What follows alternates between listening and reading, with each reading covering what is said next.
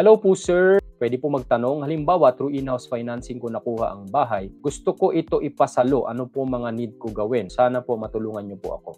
Pagdating po sa in-house financing, ito po ay developer-assisted housing loan. So meaning, lahat po ng coordination natin ay sa developer. Kasi ang setup, ang proseso, ang sistema po ng in-house financing ay magbabayad ka po ng certain down payment. Usually po sa mga hawak natin ay 30% ang down. And then after po ng down ay tuloy-tuloy na po yung monthly mo sa 70% through in-house. Ang ginagawa po dyan ay pinag-i-issue ka ng post-dated checks.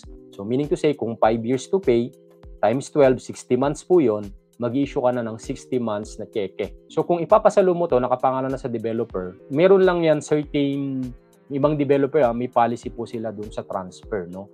Maybe magkaroon sila ng deed of transfer. Ang deed of sale po kasi after pa ng full payment po yun, no? Kasi ang naglo-loan ka kay developer. So hanggat hindi mo pa bayad yon ng 5 years or 10 years, so hindi pa yun ililipat yung title sa yun. So ganun, ang coordination po kapag transfer or papasalo, sa developer po yan. Alamin nyo po yung policy nila, ano ba yung mga documentations na kailangan, deed of transfer po ba, o deed of assignment po ba, so ano po yung mga kailangan doon na documentations. Okay, so ganun po kapag sa in-house financing.